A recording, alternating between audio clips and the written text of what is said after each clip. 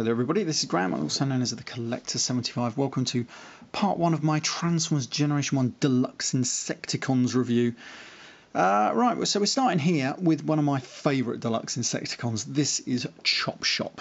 And when I say he's my favourite Deluxe Insecticon, he's probably my favourite actual Insecticon of all.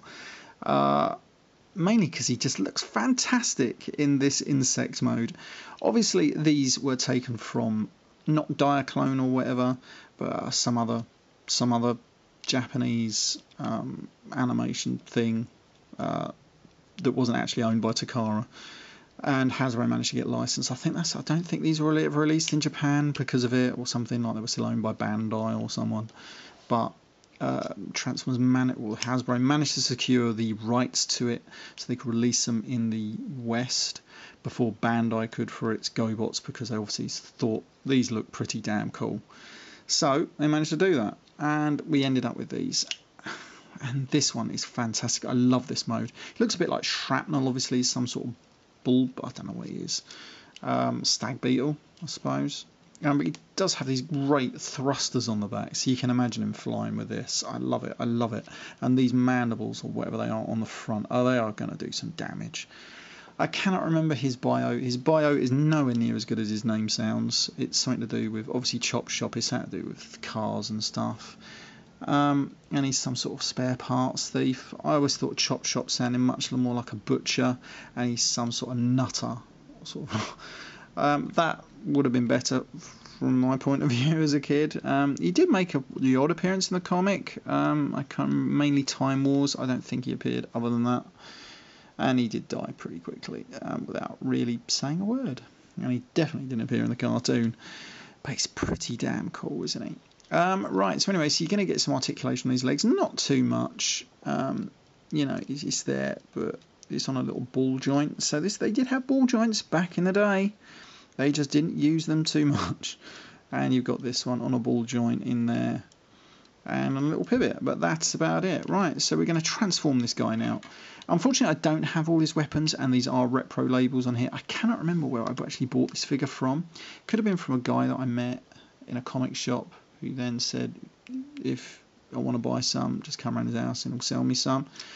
So I met him on the bus, and yeah, he sold me these. And I'm sure it's him. I can't remember now. I know I've got a couple of him. I know I've got Roadbuster and Whirl and some Monster Bots. Maybe I got these off him. I cannot remember. It's so long ago.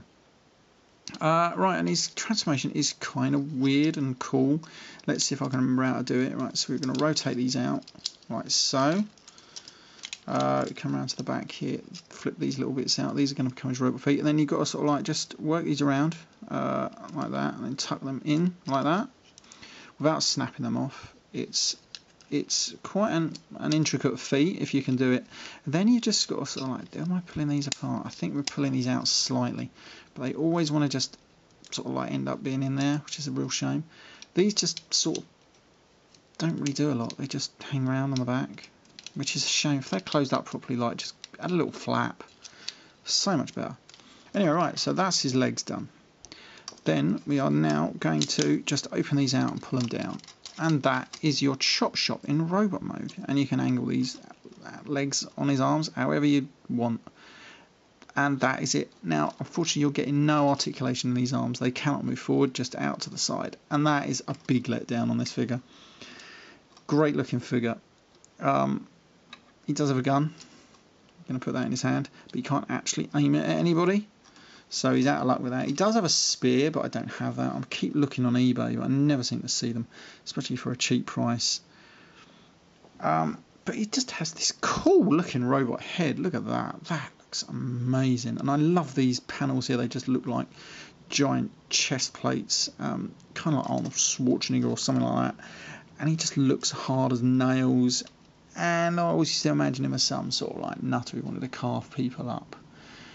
You know, I just thought that was a more befitting sort of like bio than the spare parts thief. So, you know, but he's pretty damn cool, isn't he? Right, oh bloody hell, I'm gonna leave this review here, and I shall see you all in the next part, when I think I'm probably gonna do Ransack. Yeah.